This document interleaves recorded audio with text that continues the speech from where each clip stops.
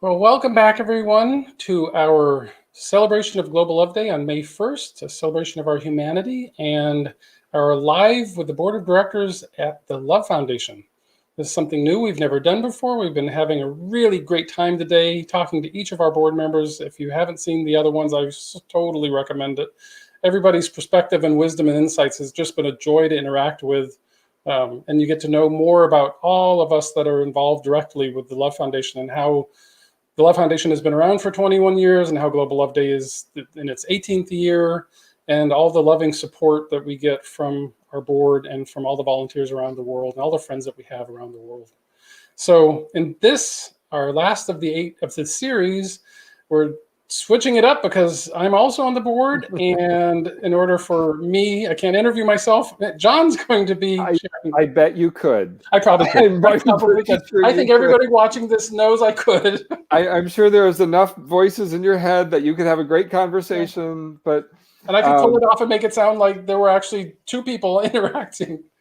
But actually, so I get to ask the questions now, and we'll just get right into it, because the first one is, what does unconditional love mean to you? We've been together 30 years more, and it's always been about unconditional love. So you defined it. Now, I gave it reason. I gave it meaning. I go, unconditional love, when I started to wake up to life, the universe, and everything, and that there was really more to my reality than I had previously understood. No big woo-woo experience, but just an awakening that said, there's got to be more. There's got to be a way to be happy in life. There's got to be a way to enjoy life differently than doing everything right. So in this unfolding, I started to look around at all kinds of different teachings and guidance. I didn't have any kind of a spiritual background or religious background or anything that really gave me specifics that way. I decided to just kind of open myself up to lots of different things. And love became the one notion, message, idea that just repeated itself everywhere I turned. So no matter what I looked at, if it was positive thinking, it's something about love. If creativity, something about love. The child within, it was something about love. And I just looked at it, and the more I delved into it, I just couldn't find a meaning that made sense to me, because I felt something different than what I'd been shared and shown.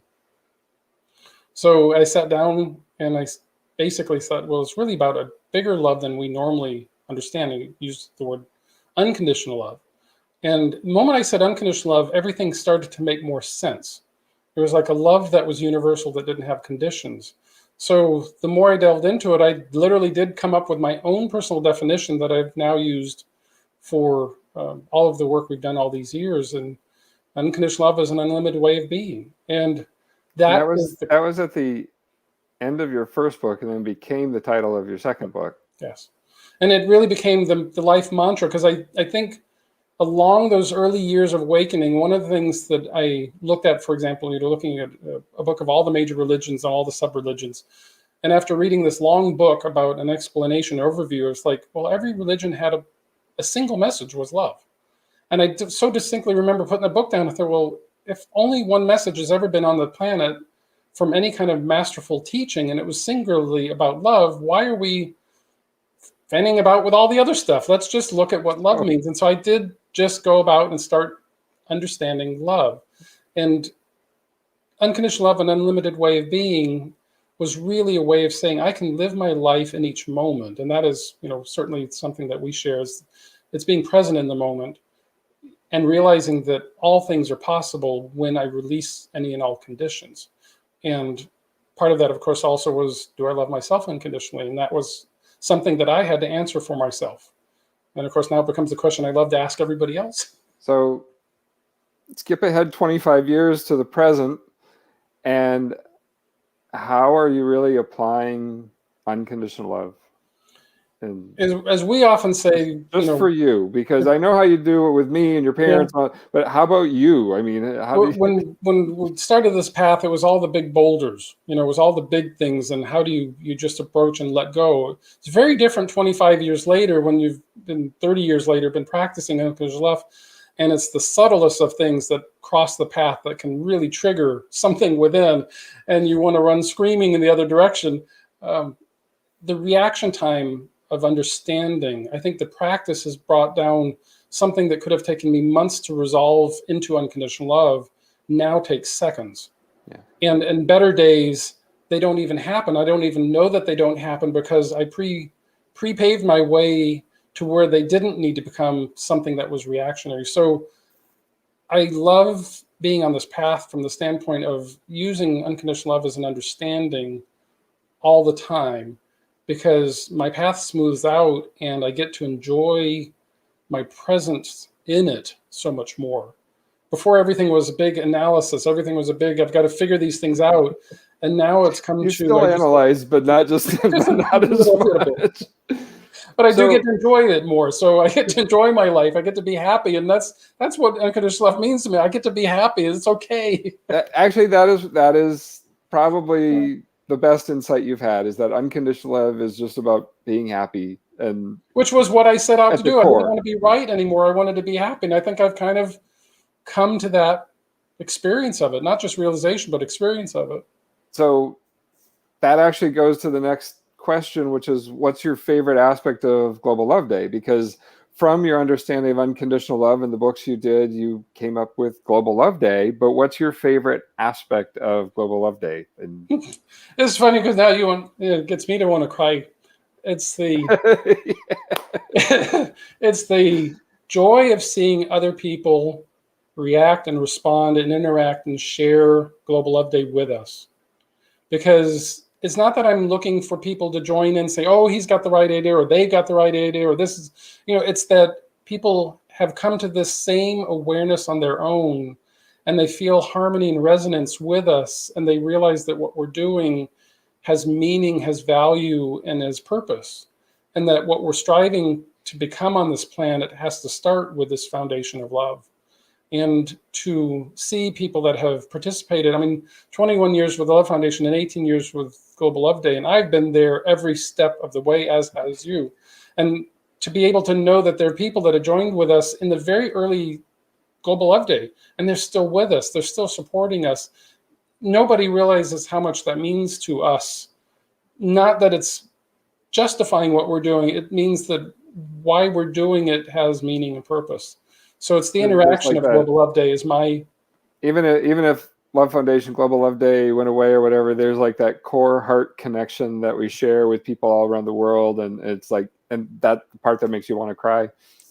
You've already kind of answered the next question, why is the Love Foundation important to you? But why is the Love Foundation important to you? It's right, quite selfishly, it's a wonderful vehicle for me to interact with everybody in return. It's a purpose and a vision and a mission that allows me to express myself through writing, through talking, through hugging, whatever it might be, so that I can find ways not only to inspire myself, but also hopefully inspire others. And it allows me to stay focused on unconditional love. And as we've talked over the years, there have been times where you wonder, like, is, anything making sense? Or are we making any progress? And then I think, pull the thread of the Love Foundation out of the last 21 years and the tens of thousands that we've quite personally connected to, and the millions that have touched on one of our social mechanisms, a website or an app or a YouTube channel. Just millions have touched the Love Foundation. And when I think about, had we not done it, had we not followed through with that little idea, the whole Love Foundation would be out of the fabric of life. And would it make a difference? I feel it does, because the depth of connection, the fact that we have people around the world that play with us on a daily basis, and especially every year on Global Love Day, I can't imagine my life without those playful moments, those exchanges, those interactions. Even like strangers, brief encounters, when you say like, oh, what do you do? And we say the Love Foundation and our, inspiring people to love unconditionally. And our main thing is Global Love Day, and for the most part, people light up. Oh my God, we need more love in this world. Those types of reactions to it. And whether they get into it or not, or they just go back, there's a little seed in there that's been planted. And that part is just so cool.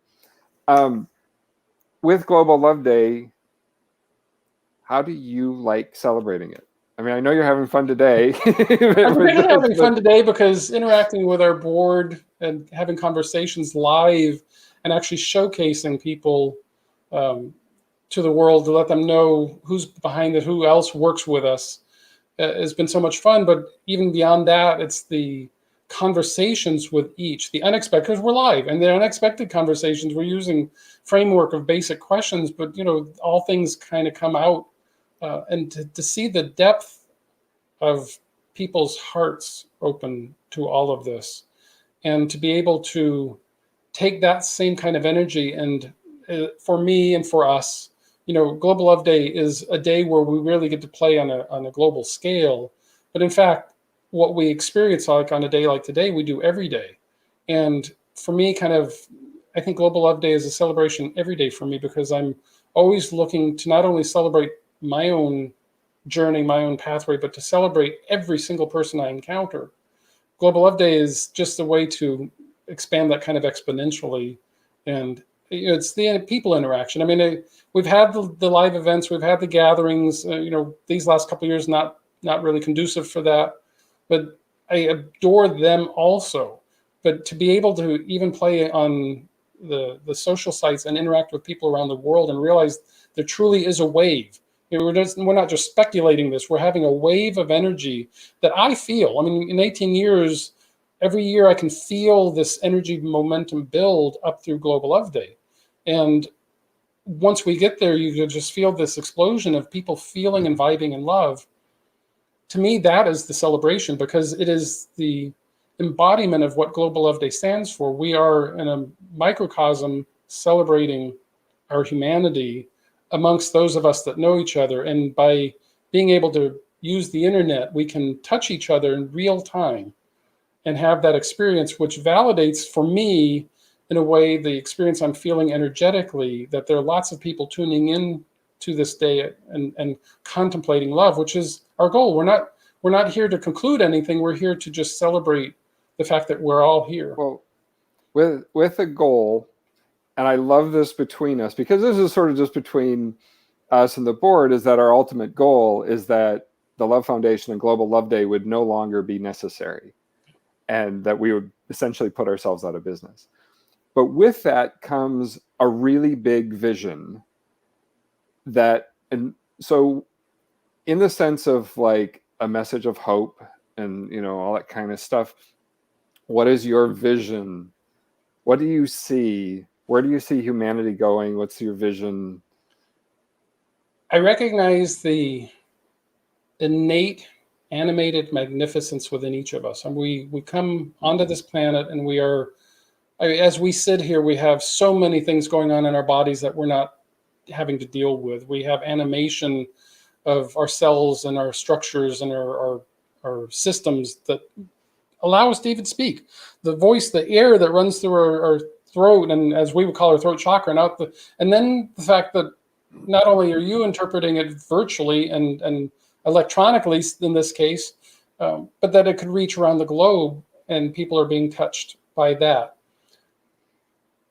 That level of magnificence, to understand that, it's not just enough to say we all laugh, we all cry, we all smile, we all shed tears. That is, it's true. It is true. But when you embody it and really embrace it and understand there are no borders, there are different diverse expressions in race, shape, size, orientation, whatever it might be.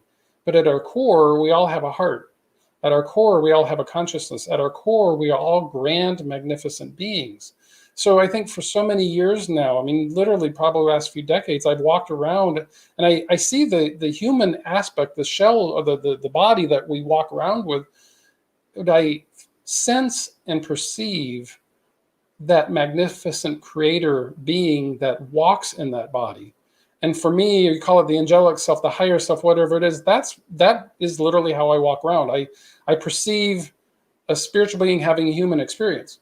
So I can simultaneously recognize, oh, that's their human acting out, however they're acting out, and simultaneously realize, isn't it wonderful that they have this whole creative power to act out that way. And so for me, it's this big, as you would know, I have this cosmic understanding. It's not even galactic anymore. We're stardust from the cosmos, and then we're in this itty bitty living space of this physical body, and to be able to simultaneously carry both perspectives. In fact, I should say multiple perspectives. So what are you doing personally for yourself to bring that into being? Always being observational of my human self from a higher perspective and vice versa. So it's kind of an intertwining, a synergy of my walking human self aligned with my higher self, and saying, in the higher self perspective, there is zero judgment. That's the unconditional nature. So how can I embody that complete unconditional nature in my human self and be myself and allow myself to be happy, thriving, healthy, a wise, aware, and just sharing the joy that I feel in my heart in such a way that allows me to express myself without considering how I think other people might see me. Because that is the common challenge for a lot of people on the planet, is they're concerned about what other people perceive them as. And for me, that really enters less and less with each passing moment. And our journey individually and together has been about merging, going from like that outer personality shell into a inner core, and then reaching that inner core to blend that so that we can be here in this world and, have a multi-dimensional perspective. And yeah, I mean, well, I would add to that, the potentials that we've been unfolding over the last several decades in this lifetime, and the things that really get us excited about life and the potentials of life, the universe, and everything, we realize that we're just scratching the tip of the iceberg in our own reality. This same potential is clearly possible for absolutely every single individual incarnated upon this planet. Multiply that by its 7.5 billion times, and think about just the sheer potential of what we can create when we're coming from love, what we can build and how we can share, and what we can manifest when we're coming from love, when we're not coming from separation and competition, but reality, coming from that holistic perspective. I've always had this very pragmatic approach. Why the Love Foundation is designed this way. It's not some spiritual lofty goal that we're seeking. This is about true embodying the essence of the most physiological physics, if you will, the very basis, but it's also about embodying consciousness. And in many ways, it's very selfish, because we want to live in a world that is filled with people that are self-aware. And we realize that in order to do that, we have to do that first ourselves. And we want to live in a world that's filled with diversity, not just sameness. And to quote a wonderful author that I know, you said, what you have within, you give out. What you give out, you get back. And so I think for both of us, that's been sort of our mantra for 30 years. It's like, oh, I have to do it myself first. I have to be there. Everything. I cannot point the finger at anybody. I have to do my own inner work.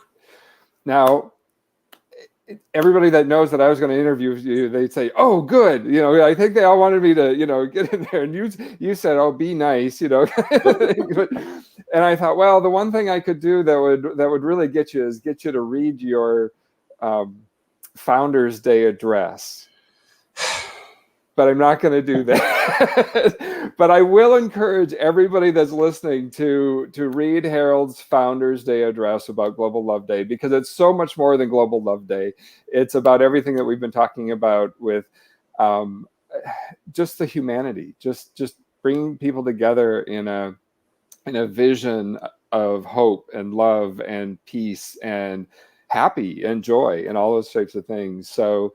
And that is 2021's Founders Address. There are 20 previous ones that related to that year. But yes, this year kind of, I think, really encapsulates how we've grown over the years and how much we really have embodied. And why we share any of the things we do is because we see and know in our heart of hearts that this is really quite easy once we start.